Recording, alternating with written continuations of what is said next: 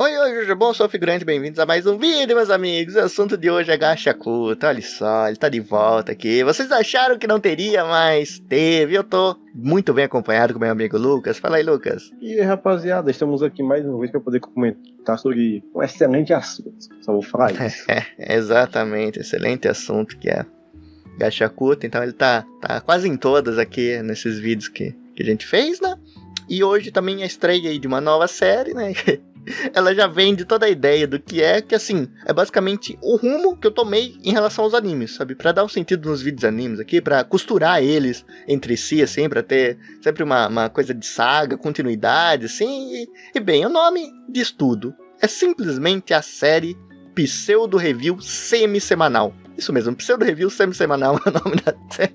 Porque é uma pseudo review e ela também é semi-semanal, sabe? Não é uma review completa, não é aquela review que você fala, nossa, que review fechado, não é que é a gente falando e chegando numas conclusões e deixando em aberto outras. E também é semi-semanal porque eu odeio vídeos de anime semanal, sabe? Isso é uma coisa que eu nunca gostei de assistir, sabe? Você ficava com raiva quando assistia e eu não queria fazer isso, então ele é semi-semanal. O que quer dizer com isso? Aqui, sempre que tiver alguma coisa interessante, ele passar alguns episódios, eu tiver vontade, eu vou chamar um amigo aqui como o Lucas, ou então gravar sozinho também, né? Às vezes, e vai ser semi-semanal, tipo, não tem compromisso com as datas, mas tem compromisso com o conteúdo, meus amigos. É isso que eu queria transparecer pra vocês. Cara, véio, semi-semanal é um nome ótimo. Só não pode deixar os estúdios de anime escutarem isso aí e começar a lançar episódios de 10 minutos no meio da semana. Poxa. Se for seguir que nem o cara da Crunchyroll quer, a gente tem a TikTokização dos animes, sabe? Os animes tem 1 minuto e meio e você tem tela vertical. Então, essa nova série aí vai entrar em vigor agora, e ela é uma coisinha assim pra ter aquela coisa pra juntar uns vídeos que eu fizer no começo do anime, uns vídeos que eu fizer no meio, e também o vídeo de finalização, então eles já ficam tudo costurados, e também uma série separada do Primeiras Impressões, porque o Primeiras Impressões tem um começo, meio e fim, tem uma estrutura própria, e vai se manter ali cobrindo 1 ou 2, ou talvez até 3 episódios, mas essa aqui é pra falar de uma maneira mais extensa, sabe, ser um vídeo maior também, explorando novas coisas, e de novo, é tudo pra agregar aqui com vocês, o assunto vai render bastante. E assim, pra vocês, se vocês gostarem dessa ideia, se vocês gostarem dessa série, deixa um like aí, que ajuda bastante. O comentário também, por que não? Sabe, eu amo ver os comentários que vocês mandam. Mas, enfim, vamos logo pro vídeo. Pseudo Review Semi-Semanal.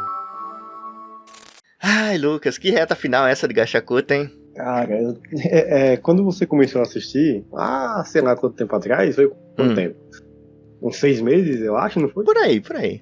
Eu disse pra ti que você ia se surpreender muito com esse anime. A primeira reviravolta, eu revelei que foi lá no arco da Amo, né? Que o Rodolfo ficando absurdamente puto da cabeça da vida e descendo um soco nela, um negócio bem cru, bem brutal.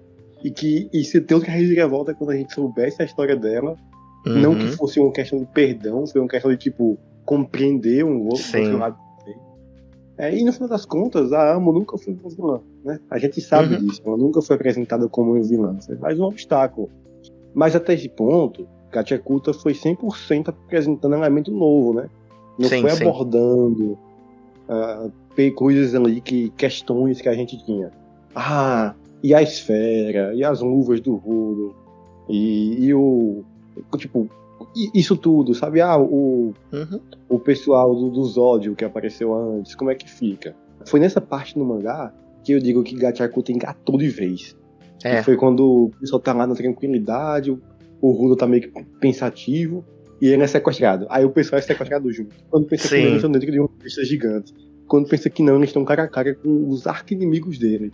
Sim. E aí você tem todo aquele destaque pro Zódio, mano. Só tinha uma palavra pra poder descrever ele. De forma perfeita. Ele...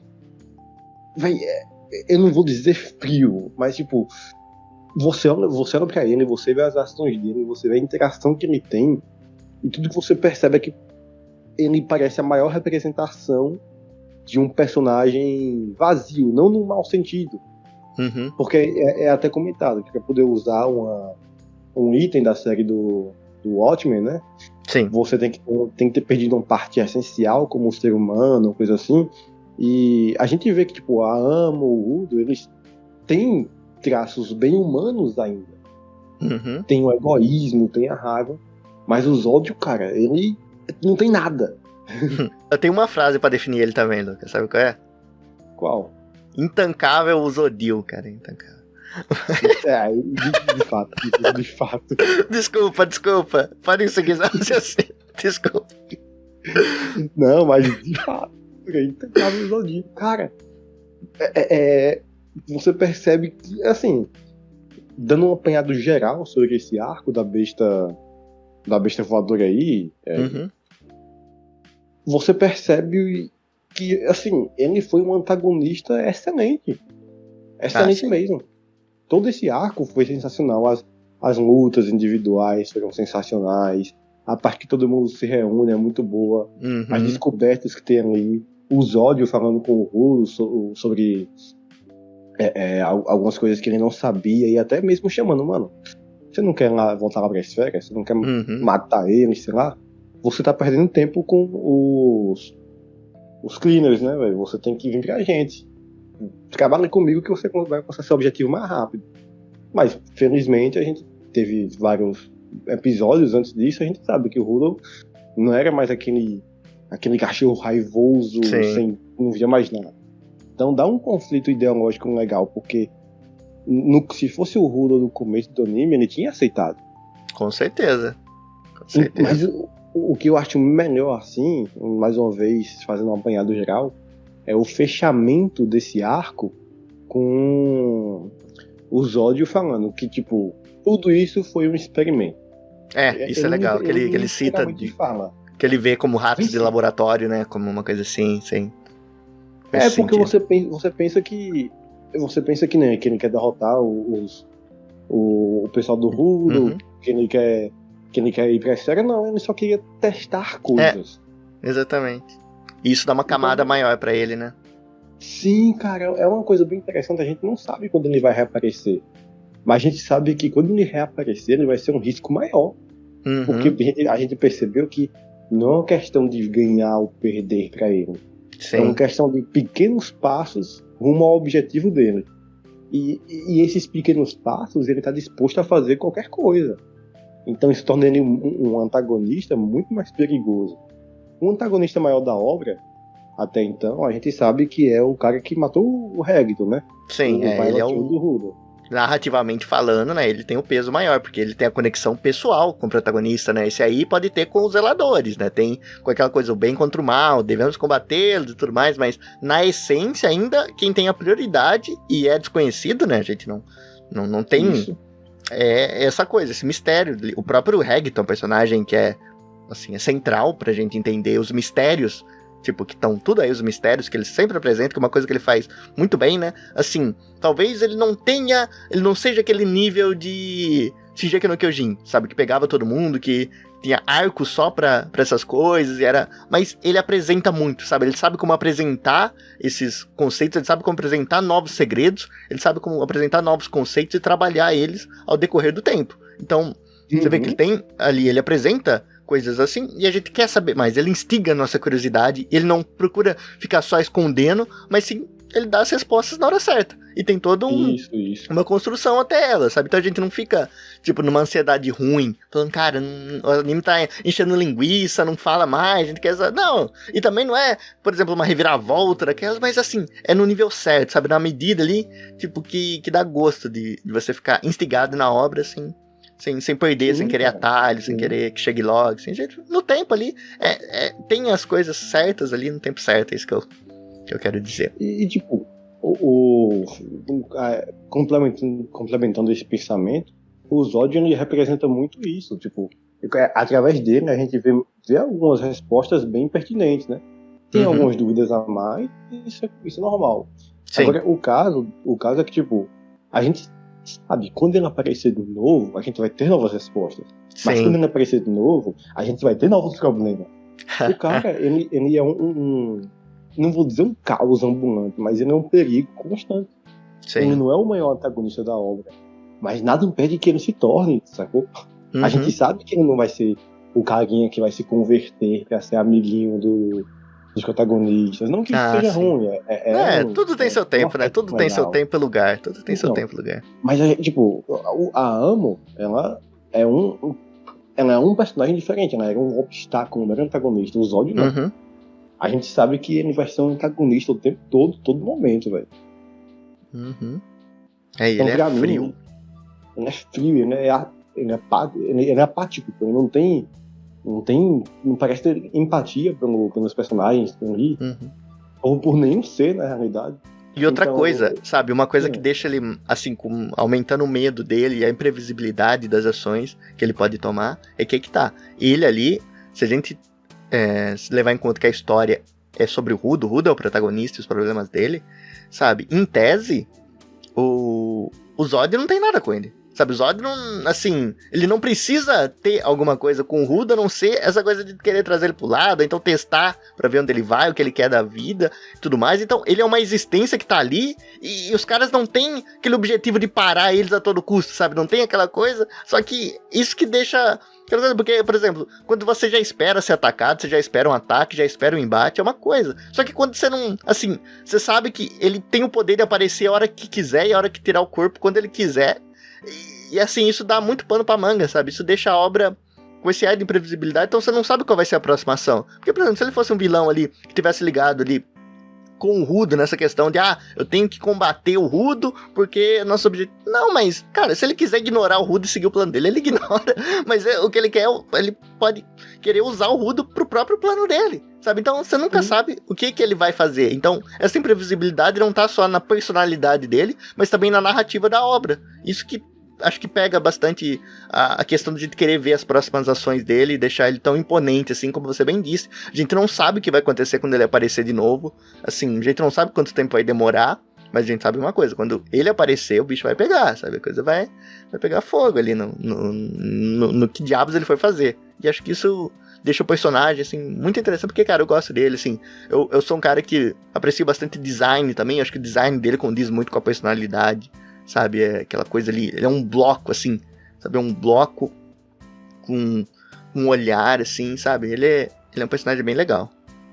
Cara, e o anime eu tenho que pontuar isso, fez um trabalho excelente em mostrar como ele é um cara bem frio, tipo, os olhos dele, a expressão dele, a sombra no rosto dele, o peso que o corpo dele parece ter, que transmite muito bem a ideia de que ele pode não ser o principal em nada, mas como você disse, ele é imprevisível, ele é um peso constante.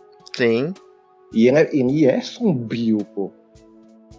Por isso que esse arco, pra mim, um ponto forte tem que ser ele. Ele é o antagonista principal desse arco. E a apresentação dele como personagem me fez engajar bastante na leitura do mangá e ficar mais engajado no anime também. Porque eu tava na expectativa de como é que eles vão apresentar o Zod. Vai ter aquele peso, aquela bizarrice. E quando ele pegou a barata e ele mordeu a barata, cara, eu pensei, mudaram bem. Sim, essa cena é muito boa também, né? Que isso a gente dá pontos pra estética de Gachakuta, né? Essa coisa da sujeira, assim, não é a primeira vez que alguém come algo que é tratado como um lixo, sabe? Só que o Rudo, por exemplo, foi forçado a comer. Ele comeu de bom grado, né? Ele comeu ali como blusão, sabe? Ele comeu... Pô, não dá pra lembrar do fim do blusão. Não dá, desculpa. Não dá. Pô, dá pra usar até meme pra batidão, ó. Fica aí a piada. Cara. Paralelo cinematográfico. O vilão que era mais louco que o blusão. Já tá aí, ó. O vídeo ensaio aí, já.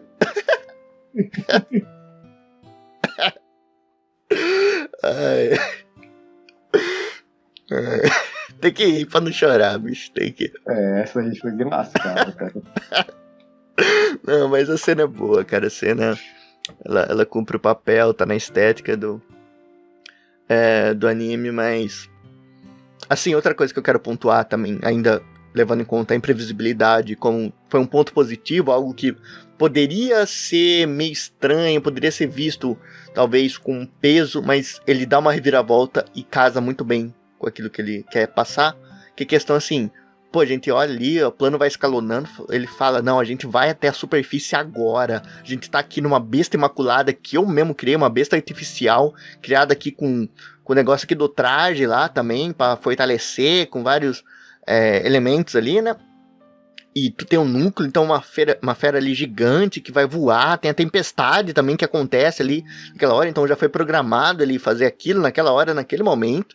Só que aí que tá, você pensa, pô, esse aqui é o episódio 24, o cara já tá gastando o cartucho principal dele, tipo, o plano, sabe, o plano santo dele é esse, e o cara já tá gastando agora e tudo, mas aí ele costura, dá essa reviravolta e fala, não, isso aí não era meu plano, isso aqui era só um teste, isso aí são ratos de laboratório, eles serviram o seu papel de testar, assim, se eles morreram ou não, pouco importa, eu só quero ver onde isso vai dar, e eu quero que eles presenciem, eu quero que o Rudo esteja envolvido nisso. Então, tem esses elementos, e uma coisa que podia ser algo visto, como assim, o cara já deu a cartada dele agora, as coisas não deram certo, pô, mais um plano infalível que falha, né, sabe, levando pra esse lado, mas não, cara, ele costura muito bem, dando a razão, fala, não, isso aí foi só um teste, e isso funciona muito bem pra gente que tá assistindo, porque é uma coisa grandiosa, mas aí tem o seu momento, e isso deixa instigado pra saber qual vai ser o plano de verdade dele, assim, o maior plano dele, se a gente quer ver, sabe, a gente quer ver o que esse cara é capaz de fazer, porque se ele fez tudo isso só pra fazer um teste, o que ele não faz jogando a real mesmo, assim, jogando de verdade,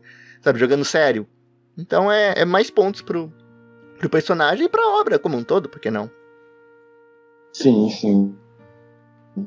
Agora, puxando um outro ponto aqui desse arco que eu gosto muito, figura, é que eu disse pra ti que os 12 primeiros episódios ia ser muito em relação ao Rudo. Sim. Eu queria a seguir, ia trabalhar ele, mas você ia ver desenvolvimento, ou então aproveitamento de outros personagens também. Cara, o Rudo tem uma hora que é jogado que nem um saco de batata, tá ligado? Ele fica uns 3 episódios sem aparecer.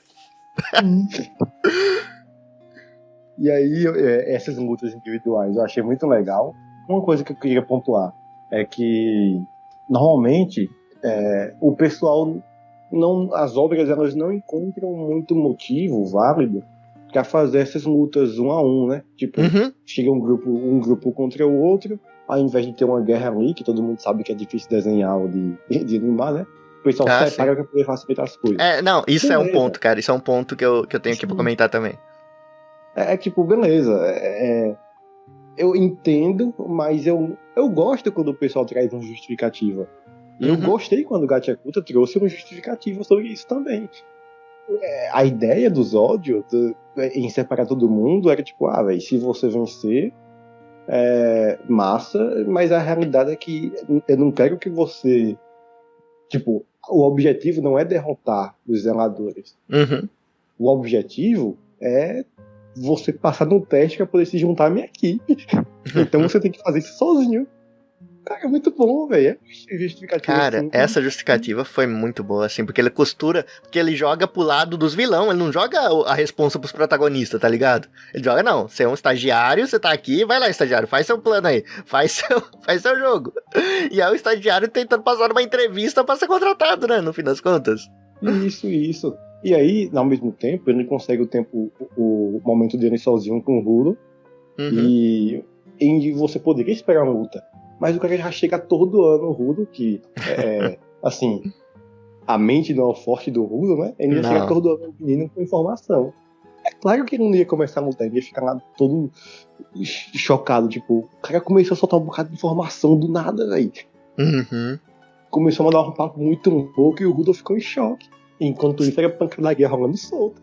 Aí, mano. E, cara, isso é maravilhoso, sabe? Uma coisa que eu notei também, que eu tenho comigo, é que assim, que eu gosto de Gachakuta, esse é um dos momentos que faz eu gostar dele ainda mais, é porque ele não, em nenhum momento ele tenta muitas vezes reinventar a roda, mas ele faz bem feito e costura aquelas coisas que são clássicas até, porque que nem você bem disse, assim, que nem você reparou, essa coisa de separar os personagens ali pra ter as lutas, é uma das coisas mais clássicas do shonen, sabe, você vê um shonen, você sabe que em algum momento eles vão vou usar esse artifício, mas não é como, assim, não é usar ou não usar, mas como você usa. Então ele costura muito bem e ganha pontos por isso, porque ali a gente tem as lutas, e outra coisa que eu tenho que colocar aqui como algo hilário, assim, muito bem pensado, são os matchups, que também é outra coisa que precisa ser bem calculada, assim, tipo, na obra tem que parecer incidental, né, pode parecer incidental, às vezes programado, mas não é pra ter essa percepção ali. Mas, por exemplo, cara, colocar, tipo, a mina do cabelo contra a mina da tesoura, colocar um extrovertido contra o introvertido, né? Que é o maluco lá. E o Andy, né? Sim. Sabe? Colocar esses matchup aí é sensacional. Ou então, tipo, o cara velho de guerra lá, experiente com um bebê, sabe? Com o cara ali Sim. novo e tudo mais. Aí eles viram amigos, ele conversa. E aí, eu já tô vendo que você tá entrando nas lutas. Eu te disse que esse arco ia ser cheio de surpresas. Uhum. Eu quero que a gente foque um pouquinho na luta do talento natural contra o esforçado. Cara, essa também. Essa foi... Essa eu anotei aqui pra mim é o coração dessa parte. Sabe? Pra mim é o coração dessa... narrativamente das lutas, assim. Eu não mencionei aqui porque eu queria mesmo dar esse foco maior, cara. A história do Zanca ali é maravilhosa, cara. Ele tá literalmente no fundo do poço, assim. Foi uma... Tipo, eles não precisavam alguém mencionar isso, sabe? Tipo, já funcionou. Mas ali, claro, é só algo a mais, a cereja do bolo. Mas, pô, cara, eu me amarrei na história dele. Tipo, eu tava assistindo ali e falei, não, agora eu vou focar aqui, que isso aqui tá legal, isso aqui tá interessante. E tem aquela coisa... Você vê que o Engine já era divertido logo lá, né, velho? Lá no passado.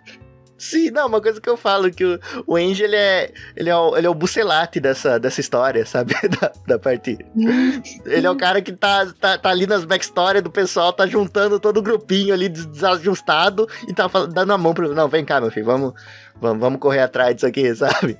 E tem até aquela coisa, tipo, ele literalmente é a função dele, né? Que ele fala que o nome que ele ganhou é o que conecta os outros, né? Digamos assim, é nesse sentido. Então ele é o cara que junta a rapaziada e dá o valor àqueles que já não enxergam mais o valor como antes. Sabe? Aqueles que foram jogados na sarjeta ali, o rudo literalmente, né?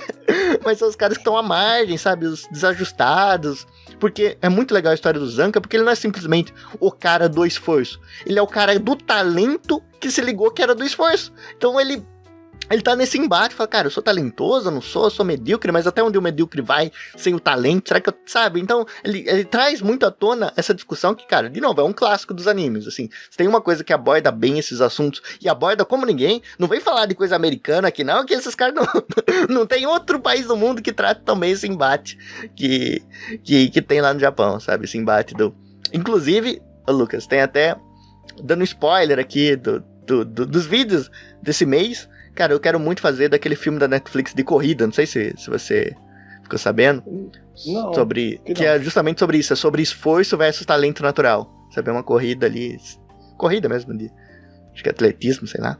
Mas eu tô interessado em ver que aborda justamente esse tema, sabe? É um tema que sempre dá pano pra manga. Sim, citando exemplos, cara, Ping Pong The Animation, sabe? Ping Pong The Animation é mágico, assim, não tem igual. Hunter x Hunter também aborda muito disso. Acho que Jujutsu Kaisen aborda também, não é? Eu não sou muito ligado, mas acredito que... Mais ou menos. Jujutsu Kaisen é mais um caso de muita gente especial e alguns não são nada.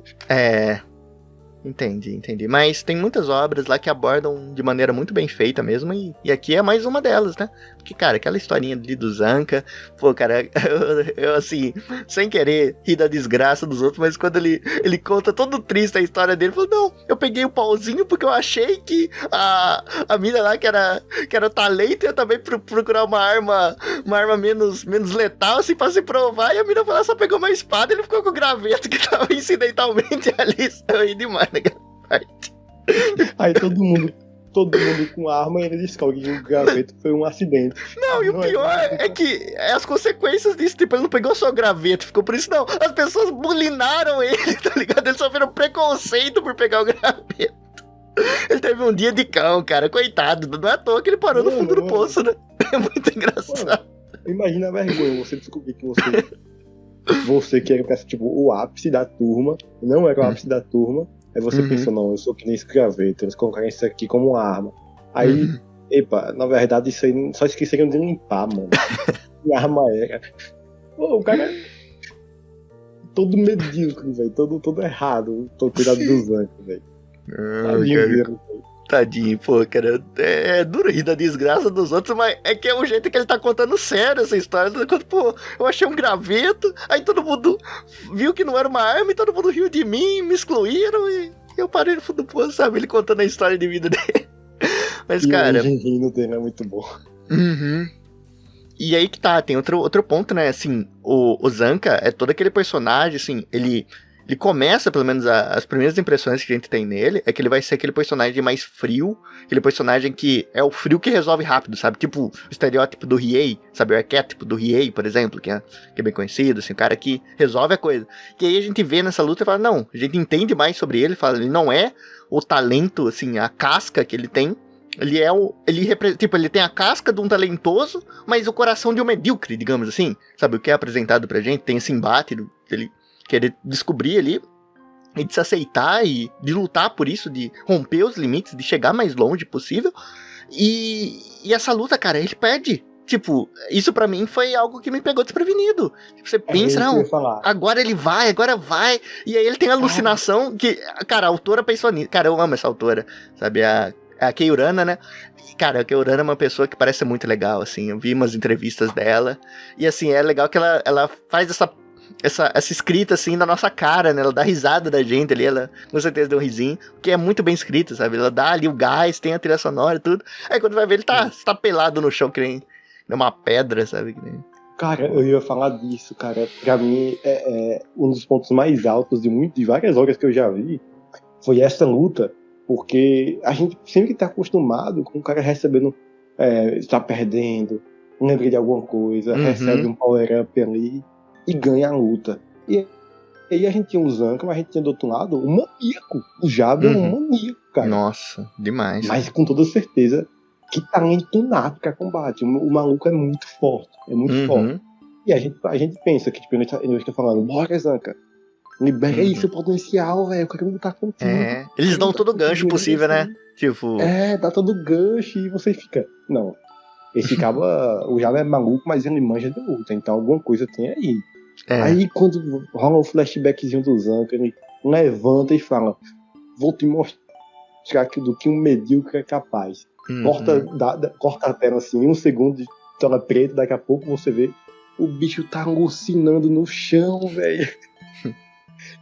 Isso no mangá foi sensacional. Isso no anime foi sensacional. Foi uma coisa que, tipo,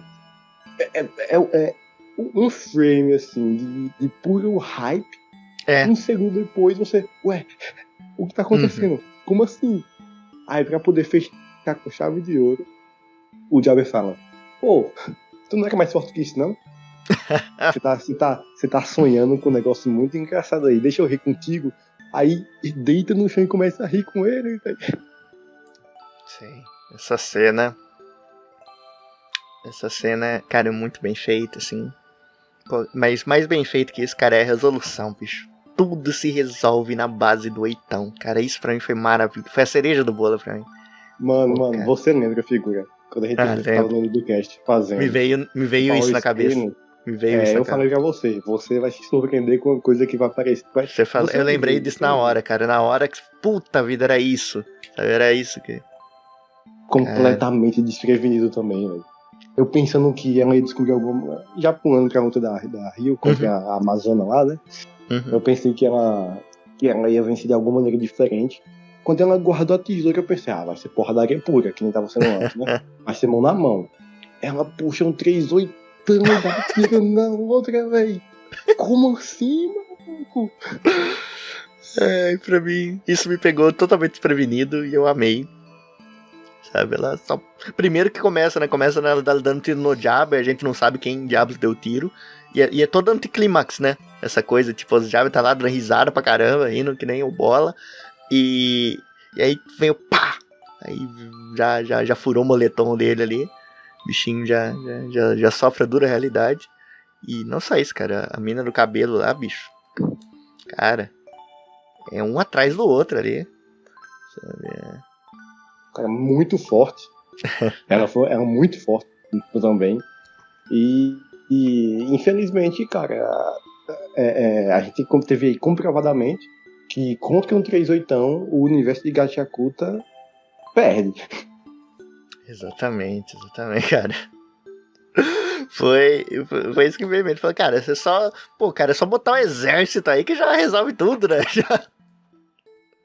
Não, Mas tem todo o contexto, mas, pô, é a magia. É tipo, ela tem justamente aquela coisa de quebrar o encanto. Acho que narrativamente ela serve pra isso, né? Tipo, ali vem no momento onde justamente o Zodil tava lá falando com o Rudo e tem essa discussão de que ele fala, ó. Os zeladores aí estão te ajudando, mas são seus amigos e tudo mais, mas talvez eles não vão te ajudar a você chegar no seu objetivo. Vem comigo que eu faço. E eles talvez não sejam aqueles que vocês pensam que é. Sim, ele tá no momento que tá jogando algumas dúvidas em relação aos zeladores, que se a gente parar pra pensar, a gente não conhece muito deles. A gente sabe que eles estão ajudando o Rudo, a gente sabe disso, a gente conhece a estrutura deles ali, tudo mais. Mas, por exemplo, um ponto que eu quero tocar é o líder deles lá. Cara, que personagem legal, cara. Que, assim, character design bem feito, bicho. Aqui ele é muito bom. E assim, a personalidade dele também é bem interessante. Então, a gente ainda não aprendeu, tipo, a gente sabe, tá, eles estão lá pra combater as feras imaculadas, mas ainda assim tem um quê a mais, e aí vem justamente essa cena pra mostrar um pouco uma dubialidade, falando, ó, os caras, assim, às vezes se sujam também, né, fazendo trocadilho com Gashakuta, né, que os caras estão no lixo, mas às vezes os caras se sujam pra chegar no objetivo maior. Sabe, às vezes tem ali um pé sujo ali, uma coisinha assim que não é tão na legalidade, digamos assim, mas o que é legalidade nesse mundo cão? Então ele traz um pouco esse debate e mostra uma nova realidade, ele coloca ali uma duvidazinha na nossa cabeça, né? E em prol, de novo, de fazer a história andar. Então eu acho que ela veio num momento muito oportuno e justamente fazendo o gancho aqui com aquilo que eu tinha falado, da quebra de magia, eu acho que ela funciona muito bem. Fala, cara, tipo, um maluco com 3 oitão faz um estrago nesse mundo, assim, então... Achei muito bem colocado, assim, sabe? O timing dela foi bem acertado. E mais uma vez, o anime ele acertou nas expressões. Porque no mangá acontece isso também. Quando a Ryo ela saca a arma, a expressão dela muda completamente. Ela fica com aquele olhar de miujada, sabe? Toda suspeita, tá ligado? Tanto é que quando lá pra frente, quando o Enjin comenta, acho que ele comenta de alguém morrer, ou alguma coisa com arma, ela já fica toda... O quê? Não matar? Não matei ninguém, não. Sei. Ela se explica toda, né? Pô, mas, cara, de novo, você vê que toda a luta ali não terminou de maneira convencional, e às vezes as lutas nem aconteceram, né? Como foi a do Enjin lá, que foi... Cara, aquela do Enjin foi hilária também, bicho. Cara, sem saber o que fazer, todo introvertido ali. Ele me ataca primeiro. Pô. Esses matchups aí foram muito bem trabalhados, assim, todos eles.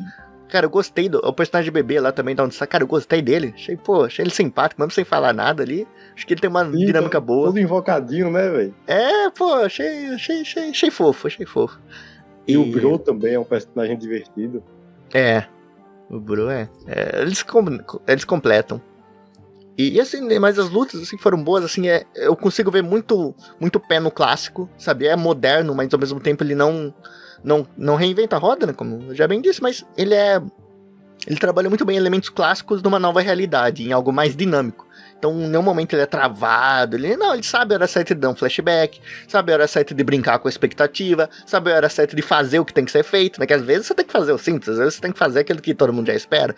Então ele sabe tudo isso, e dentro de um sistema de poderes que eu já elogiei muito nessa nossa série aqui de Gashakuta, né? Nos vídeos que a gente já fez, eu sempre elogiei, porque foi o que de cara me chamou atenção, e não é assim, falar, é só ter um conceito maneiro de poder, não, você precisa saber trabalhar. Conceito maneiro, pô, é o que mais tem lá no Japão, você vai procurar lá os animes, é um conceito mais maluco que o outro, um conceito mais bizarro que o outro, você vê esses isekais quilométricos aí, conceito é o que não falta, mas o que falta muitas vezes é a execução. O Gashakuta tem uma execução muito boa, assim, é muito legal de ver eles brincarem ali com o que eles podem fazer, tipo, o Rudo é muito versátil, que ele transforma tudo em arma, então a gente tem ali a diferença no protagonista, sabe, a gente tem ali o motivo dele ser o protagonista, sabe, e os outros personagens usam muito bem as armas que lhe cabem, e usam até armas que talvez não deveriam lhe caber, né, com 3 oitão, mas ela sempre dá surpresas, e a estrutura dela, de novo, é um clássico mais modernizado, então ele respeita muito o passado, e tá a par das tendências de agora. E também, uma coisa que eu gosto muito dele, que a gente já abordou aqui também, é os segredos. sabe, essa coisa dos segredos, dos conceitos ali, que são muito bem definidos. Tipo, dá pra ver que, eu não sei como é a história mais pra frente, eu ainda não comecei a ler o mangá, mas eu tenho certeza que eu não vou esperar o anime chegar, vou ir pro mangá daqui pra frente, mas eu tenho certeza que esses conceitos que ela aborda aqui, ela já pensou há muito tempo. Sabe, ela, claro que novas ideias vêm, e a gente tem que estar aberto a isso, mas eu acho que ela já pensou muito bem ao apresentar eles, ela já sabe onde quer chegar. Então isso dá, tipo, ela dá uma segurança pra gente, eu acho. Aproveitando que você está falando sobre o segredo, Silvia, uma das coisas que eu queria trazer aqui eu disse pra você que pra mim, um personagem brilhou mais que os demais, e é difícil falar isso quando a gente teve tantos momentos icônicos, né? Esse personagem em si que eu vou falar, ele não teve um momento necessariamente icônico, mas ele é muito misterioso. Que é o Bundus, o velho. Sim, não, demais. Ele rouba a cena, cara, ele rouba a cena. Todo o diálogo que ele teve, e depois ele, com a ferramenta dele, com diversas mãos, impedindo o pessoal contra ele, sendo aprovado pelos olhos, depois recebendo... Tipo, como assim? O que é que ele quer? O que é o objetivo dele, além de todo mundo aí? Porque ele estava sendo recompensado com coisas que a gente, como telespectador, pensa que é inútil. Tipo o chefe do zelador gostar de doce. Ei, como assim? Mas pra ele ganhou alguma coisa. E eu tô muito curioso pra poder saber o quê. Cara, ele é um personagem, que nem você disse, ele tem poucos minutos de tela, a gente não sabe porcaria nenhuma sobre ele, mas ele rouba a cena. Ele realmente tem um ar, assim, misterioso, que nem você bem disse, ele instiga, sabe, ele ganha as coisas ali, ele troca informações, tipo, você vê que não bate o peso, tipo, ele dá uma informação muito valiosa e a informação que ele deu foi justamente essa, ele gosta de doce. Foi suficiente pra ele falar, não, tá aqui uma informação também. Ele tem essa base de trocas, assim, e cara, ele é bem simpático ao telespectador, digamos assim, sabe? Porque ele tá ali, ele tá tranquilo, sabe? Ele não tá com aquela, tem que acabar com vocês, ou então aquela coisa, eu não tô aqui, mas tenho que impedir, mesmo a contragosto. Não, ele quer fazer aquilo. Ele tá muito confiante naquilo e fala, não preciso me estressar, sabe? Tá tudo aqui, eu vou, quando precisar eu faço, quando não precisar a gente troca um lero aqui, eu ganho informação, você ganha informação, todo mundo sai ganhando 10-10, e é isso. Então, essa tranquilidade que ele tem com tudo, essa boa vontade, inclusive, que ele demonstra com os protagonistas ali, com os zeladores, cara, dá uma hora assim, fala, cara, esse cara tem algo de especial nele, eu quero saber mais sobre ele. Então, pô, ele é um destaque mesmo, assim, inesperado, talvez, mas, pô, muito legal mesmo a presença dele. E a gente quer ver mais, né? Sim. E aí a gente finaliza o arco com um personagem brilhando mais que todo mundo também, que é a Gita, né? Virando o Godzilla. Cara, que finalização divertida que foi, porque é um arco tão tenso, velho. Apesar de que acho que a Noel, ela se deu muito mal, e a gente tem aquele momento bem tenso dela sendo arremessada no ar e vendo... Pô, esse momento eu queria falar. Cara, pode comentar, esse momento é bem tenso. Pô, cara, assim... Eu tava assim na espera que a gente vê Gachakuta, ele faz muita coisa diferente, mas, tipo, a gente fica com aquele pensamento, assim, eu sei que é sádico, mas a gente fica, pô, alguém precisa pagar o pato, né? A gente precisa de uma catarsezinha aqui, alguém precisa, faz bem pra obra, assim, tudo bem, mas, pô, a cena dela foi muito bem trabalhada, assim, tipo, ela tendo flashback agora com o Zodil lá do outro lado, né, com ele sendo o cara ali, não, e você vê que também foi, tipo, ele não foi porque ele realmente teve afeto, né, não, ele fala, não, eu plantei uma sementinha que agora deu fruto, entendeu? Que cumpriu o seu papel, sabe, dele dando o pentezinho lá pra ela, indo lá naquele fim de mundo que ela morava lá, e trazendo ela, sabe, tudo de acordo com o plano, digamos assim, mas, pô, a cena é muito pesada, assim, ela é muito bem construída, e, cara, eu tenho que dar destaque aqui que, de novo, os segredos pra mim são uma das coisas mais fortes que eu tenho, assim... Não digo analisando no geral, mas eu digo no pessoal, sabe? Pessoalmente falando, o que mais me agrada são essa coisa de segredos. E quando a gente vê ali, tem migalhas dele, eu já fico todo afoito, assim, falo, caramba, isso aqui é muito legal. Porque a apresentação que eles fazem vende a ideia. Isso não tem preço. Então, cara, quando mostra ali, digamos que o guardião da fronteira, que eles estão sempre falando, a fronteira da morte, vocês vão passar na fronteira ali, a gente já sabe disso, mas quando tem ali só um pedacinho ali do guardião, tem uma figura ali, e eles usam aquele efeito, cara, eles usam esse efeito algumas vezes, eles usam, mas é aquele efeito daquele invertido de VHS, sabe? Aquele invertido que não é um preto predominante, é um preto meio fosco, assim, com os efeitos irregulares, os FPS até aumentam quando vem essa cena. Cara, aquilo é lindo, eu amo, sabe? Eu acho uma das coisas mais lindas do visual de Gashakuta é a execução disso, porque eles usam também quando o Rudo tá caindo, sabe? Quando ele tá caindo lá na superfície, também eles trocam pra isso numa cena. Eles usam em poucos momentos, mas momentos são, porque a trilha sonora também tá pocando lá de fundo. E, cara, quando a gente tem esse pequena migalhinha aí do Guardião da Fronteira e do que ele talvez possa fazer, porque a gente nem vê. A gente só tem um pouco de noção. Então, cara, essa cena fecha muito bem o arco, é a catarse. E sem falar que essa grande estrutura, eu gosto muito de grandes estruturas, assim, apresentadas, principalmente obras ali em animes e tudo mais, em jogos também. E, cara, vê se não é uma cena de JRPG total isso, tipo, um ser mitológico ali, um semideus, sei lá, que diabos é aquilo, uma estrutura gigantesca no meio de uma tempestade, pegando fogo com um bicho gigante ali, caindo, cara, isso aí é Final Fantasy, isso aí é Chrono Trigger, isso aí é tudo, cara, não tem, JRPG puro. Bicho, e como você descreveu tudo, bicho, é uma cena assim que você tiraria de ótimos jogos de RPGs. Uhum. Contribui muito para o mistério, como você bem disse, mas uma coisa que eu gostaria de ressaltar é que, tipo, a própria, acho que se não me engano, o nome dela é Noel, um negócio assim, e ela mesma, cara, a própria reação dela foi um negócio muito bizarro de ver, porque ela não pensou em sobreviver, uma coisa do tipo, ela não pensou, tenho que contar os ódios que eu vi. Uhum. Porque fazia parte, né, da experiência, digamos assim, né,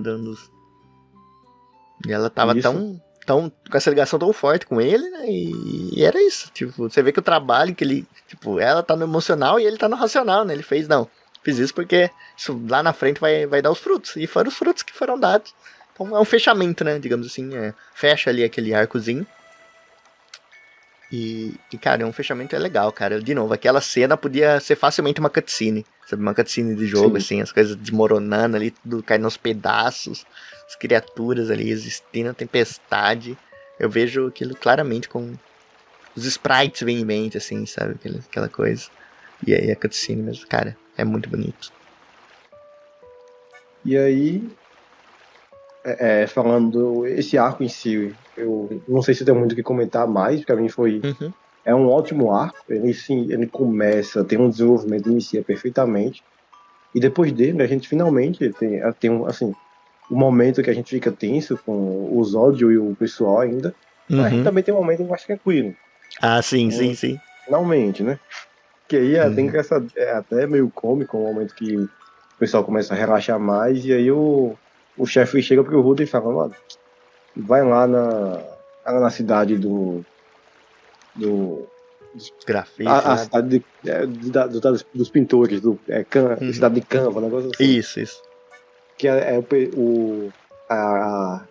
Remilin tava lá com eles, e ela foi se desculpar do Zanka, né?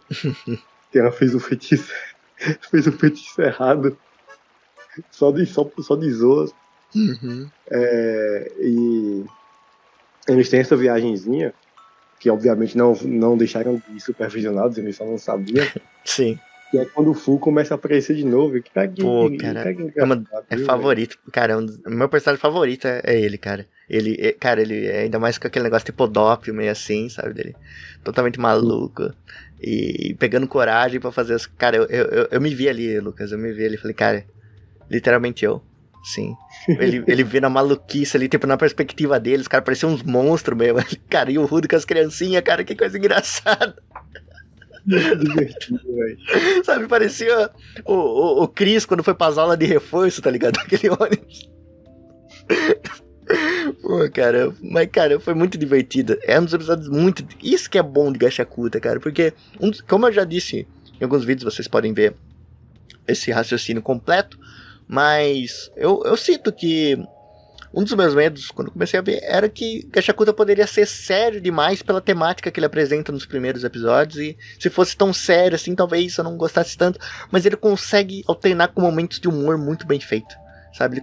Ele sabe quando pesar a mão, quando tirar a mão, e assim, cara, eu ri demais. Tipo, aquele episódio eu me diverti muito, assim, com toda a cena ali, com o Rudo com as crianças, com o Fulá todo introvertido ali, conversando com o negocinho dele, pegando coragem pra tentar se candidatar à vaga ali. Pô, diversão pura, cara. Depois de um caos daqueles, debates filosóficos e tudo mais, a gente tem uma semi-calmaria, né? Uma calmaria caótica ali deles vindo atrás de doces ali. Pô, cara, acho que isso é o que fica de Gachakuta, né? Acho que a gente, tipo, falando desses episódios finais, digamos assim, acho que já fica um contexto pra toda essa série, sabe? Pra tudo que ele apresentou, pras qualidades ali que ele tem, pras valências ali. Eu acho que é um bom fechamento, sim, pra toda essa história que tá sendo escrita até agora em 24 episódios. Sim, sim. E eu queria destacar que a forma como o Gachakuta finalizou, eu não esperava. Eu pensei que eles iam dedicar um pouquinho mais de tempo para poder fechar uma ideia. A não ser... Assim, quando eu vi que finalizou daquela forma, eu pensei, isso aqui vai ter segunda temporada. De feito, anunciaram, né? Eu não sei quando. Mas, cara, porque pra mim, aquela revelação do final... Isso. O Rudolph tá olhando pra cima junto com o Engine e a Remily. Ela começa a explicar os sinais e ele vê o símbolo que tinha nas luvas, nas botas, no casaco. E aí ela fala, pô, aquele ali era um dos melhores amigos do... Como é o nome? Do pintor? Era Macaco Louco, um negócio assim. Pô, cara, eu lembro lá de ver, mas não gravei, era uma maluca. Uma coisa louca, um negócio assim. E ele fala, não, aquele é do Kani Surebrek. Aí, do nada, o Rudolph fala, ué, como assim? Meu nome é Rudolph Surebrek, tá ligado? E aí o episódio acaba, eu fiquei, caralho, eles pararam aqui, aí. Num ponto tão importante assim. Eu juro que eu fiquei, cara, quem diabos é o Surebrek, cara? O que isso quer dizer? Me diga! Eu fiquei, como pode acabar agora? Sim. E, cara, você acredita que eu quase levei spoiler ainda disso? Assim, claro que eu não entendi, mas... Assim, dado momento eu tava ouvindo ali, né, tava vendo, falei, cara, vou ter curiosidade, quem que é o VA? Quem que é o voice actor? Quem que é o seiyuu do Rudo? Aí eu fui procurar lá na Dublapédia, né, aí veio a voz original dele, aí tava lá, Rudo Surebrek. Eu falei, cara, o nome dele não era só Rudo? De onde diabos tiraram esse Surebrek? Aí eu fiquei com isso, mas aí nem liguei, né, aí quando vem o episódio final, não, meu sobrenome é Surebrek. Eu falei, caramba, poxa vida. Ainda bem que não, até esse ponto não é uma coisa tipo, não é uma coisa que foi apresentada ainda.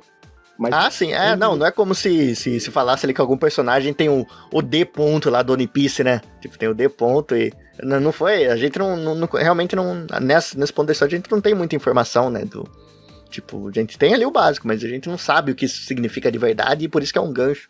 Então não foi um spoiler, né? Eu só vi ali um Surebrek porque eu estranhei, né? Que antes, quando você ia procurar, quando o anime tava lançando, você ia procurar coisas do anime, né? Ali os PNGs, as imagens, informações. Você não encontrava o sobrenome do Rudo, era só Rudo. Tipo, era só Rudo. E aí, do nada, agora você vai procurar e já tem o Surebrekzinho ali colocado. Você vai ver, figura, que isso aí vai dar gancho para novas respostas, novos mistérios que vai te fazer gostar ainda mais da obra. Incrível, né, velho? Porque, cara, isso é que nem você falou, isso é uma resposta, mas que causa um mistério, sabe? É uma resposta ali porruda, mas pra gente é um mistério e a gente quer ver como vai ser desenvolvido. Uma curiosidade que o pessoal sempre comentando contigo agora, Surebrek é Cerberus ao contrário. Olha só.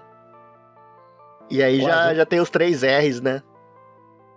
Pior que eu não sei quais são as implicações disso até agora. Não sei, tem 3 R's, tem 3 negocinhos lá no símbolo. Pode ser alguma coisa assim, sei lá. Tem 3 elementos. Deixa eu perguntar uma coisa pra ti aqui, figura. Tu viu o pós-créditos do episódio, não, né? Cara, acho que eu vi. Você pode me refrescar? Eu lembro de ter checado. É porque Assim, uma coisa que eu recomendei para os meus amigos foi que acabou que eu não consegui. Eu não lembro se eu disse pra ti, se eu não disse pra ti, eu deveria ter dito. Mas quando eu assisti o episódio, eu imediatamente fui no chat privado de um amigo meu que tava assistindo e falei: cara, não assista os seus créditos. Espera a segunda temporada. Cara, pior que é que eu assisti os 9 de uma vez só, então eu já tava tão assim que eu não. Cara, eu lembro que eu tava checando sempre os pós-créditos, mas, pô, cara, Deixa eu ver se você assistiu. Tem uma pequena cena com a Amo no final do último episódio. Ah, sim. Assisti. Assistiu? Assisti. Que legal. Não é um grande spoiler. Eu não quero comentar com a galera aqui. Tipo, pra quem estiver escutando. Sim. Fica a minha recomendação. Mas só dizendo que, como um leitor do mangá, eu não fui muito fã deles colocarem essa cena pós-créditos não. Tipo, muito legal pra você instigar ainda mais o pessoal. Ficar assim, como assim? O que é que eu estou ouvindo, sabe? Só que eu preferi que eles tivessem iniciado a segunda temporada dessa forma. Acho que ficaria melhor. Só que é só uma curiosidade. No final das contas, aquilo ali você ainda vai ver, acho que com 3 a 4 episódios na segunda temporada, ou no mangá, se você começar a ler. Vai ser rapidinho, você vai ver as implicações daquilo. Mas pra mim é outro ponto sensacional. Pô, esperamos, assim. Ele já deu as credenciais necessárias pra dar a confiança de você saber que vai vir coisa boa, sabe? Mas acho que foi isso, né? Acho que fechamos bem aqui o papo. Falamos aí, focamos mais nesses 9 episódios finais aí, mas acho que o que falamos aqui serve pra série inteira, né, Lucas? Assim, as qualidades que apontamos e tudo mais. Cara. Recomendo o mangá, mas quem quiser esperar pelo anime. O anime teve uma ótima produção, teve uma ótima direção. Teve. Não tem data anunciada ainda, mas vale a pena a espera. Hoje em dia, eu me incluo nesse balaio. Tem muita gente que tipo, termina o anime e vai ver o mangá, mas algumas obras valem a pena a espera. A Gachakuta vale a pena a espera. Vale. Assim que a produção é muito boa, então... E hoje as coisas estão mais rápidas também, né, Lucas? Se a gente comparar com, sei lá, 5, 6 anos atrás, tudo era mais lento, digamos assim. Hoje, o anime já tem primeira, segunda, tipo, que nem Gachakuta, já teve 24, não teve só 12. Já teve 24, já foi anunciado que vai ter mais, então é questão de tempo, assim. Vai assistindo uns animes aí, uns animes legais que vai aparecer, e uma hora chega. Com 2 a 3 anos, tem anime ganhando temporada nova. Mano, eu já comentei isso contigo em outros momentos. Isso é uma época, eu não digo absurdamente de ouro. Tá? Eu tenho certeza que tem muita gente sofrendo lá no Japão por isso, né? Mas, cara, deixando claro, é um momento surreal, porque os animes deixaram de ser. As obras deixaram de ser animadas só pra poder ser uma promoção do mangá, da light novel. Eu não estou animando porque eles estão investindo em animação mesmo. Então as temporadas novas estão saindo. Você não tem que esperar 9 anos e se for sair.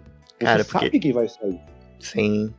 Sabe, porque antes, cara, isso é importante você falar, porque culturalmente falando, se a gente olhar no contexto do Japão, assim, isso é um pouco mais antigo até. Mas o senso geral no Japão é que o anime era um fanservice. O anime era um fanservice do mangá. O propósito dele era isso. O principal era o mangá e o anime tava lá pra alavancar as vendas. Sabe, era essa troca que eles tinham. E claro, que tinha as pessoas mais apaixonadas, tinha as pessoas que pensavam diferente, e eles foram puxando essa indústria pra frente. E hoje nós chegamos num patamar onde os animes já se sustentam, já mais do que se pagam, e faz mais sentido. Então, é uma mudança que teve, e pra gente é benéfico, né? Porque aí é mais... Tipo, cara, quem nunca teve a dor de ter aquele anime que gostou pra caramba lá no passado, só que ele caiu num limbo de nunca ter segunda temporada? Tipo, pô, com relato pessoal. Eu tô esperando a temporada de Drifters até hoje, a segunda temporada. Não, sacanagem. Já desapeguei. Mas, pô, é um relato. Tipo, Drifters, de tantos animes aí que saíram, cara, eu tenho certeza que algum não teve a segunda temporada. Tem, tipo, tem clássicos, assim, que nunca tiveram, assim, tem exemplos clássicos. Mas hoje já é uma realidade diferente. Hoje já é muito mais provável e muito mais rápido também que essa segunda temporada, terceira. Vem aqui, o anime, assim, o objetivo é o anime ser o mangá em anime ser concluído, né? Esse que é o grande objetivo. Tipo, antes, cara, você só tinha uma adaptação completa ou beirando isso quando algum estúdio adotava a obra. Sim. Tipo, Shingeki com o Estúdio Witch, sabe? O estúdio tinha que adotar a obra, se não fosse por isso, meu amigo. Cara, você ia esperar a boa vontade da galera. Pô, um exemplo, assim, esse aí do Isekai da Vending Machine lá, da máquina de refrigerante, cara, já tá na 3ª ou 4ª temporada, bicho. Tipo... E o Bro, a namorada dele Aluguel foi a 5ª temporada, aquele nem meu horrível, pô. Pô, hoje é o progresso, meus amigos, é o progresso. Ai, mas eu fico feliz quando a gente termina, assim, dando risada, falando das coisas, assim, pô.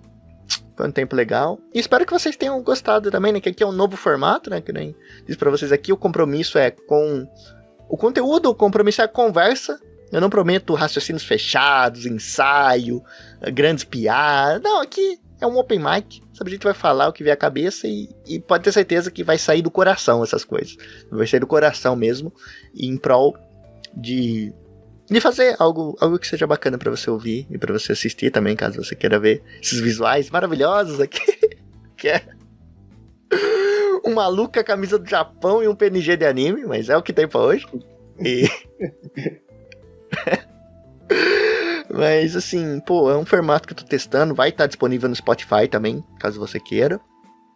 E vão sair mais, assim, que esse aqui foi basicamente de uma temporada inteira, né? A gente focou em 9 episódios, mas foi a reta final, mas foi a temporada. E vocês vão ver que vão sair mais, assim, a gente vai fazer, tipo, sei lá, uns 5, 6 episódios de anime, já dá pra fazer um, aí depois no meio dá pra fazer outro, aí no final dá. Então, assim, tem muito pano pra manga, meus amigos. É isso que eu posso dizer pra vocês. É só o início, sabe? Eu vou focar muito, talvez na semana que vem, pra quem tá vendo esse vídeo quando saiu, já saia outro nesse sentido. Não garanto, mas eu tô preparando algo especial. E é isso, se vocês gostaram desse formato, deixa um comentário aí, curtam, porque é sempre bem-vindo sua curtida.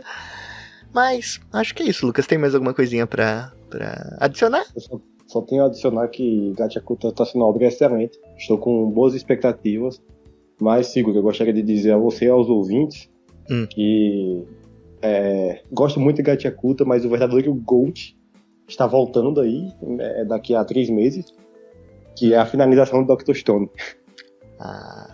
Você volta aqui pra comentar ela, Lucas? Você volta aqui? Claro que eu volto, você então é o que importa, meu amigo. Eu também já tá no cronograma, Lucas. Eu nem falei que você vai já tá lá no cronograma. Cara, você não tem noção. Eu vou estar aqui na cal no dia certinho. Boa.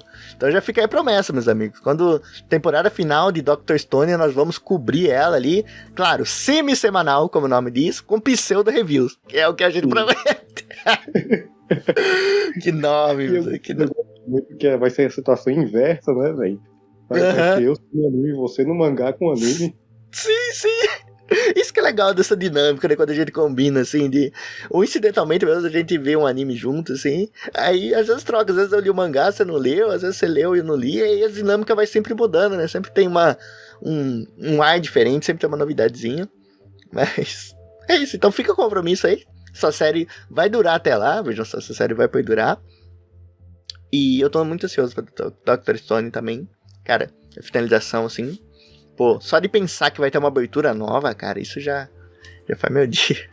Vai ser lindo, tá? Vai ser lindo, a gente sabe o que vai ser. Mas é isso, meus amigos. Nos vemos nos próximos vídeos, podcasts, pseudo-reviews. E lembrando que é semi-semanalmente que eles vão sair. Mas é isso. Até mais. Tchau. Valeu!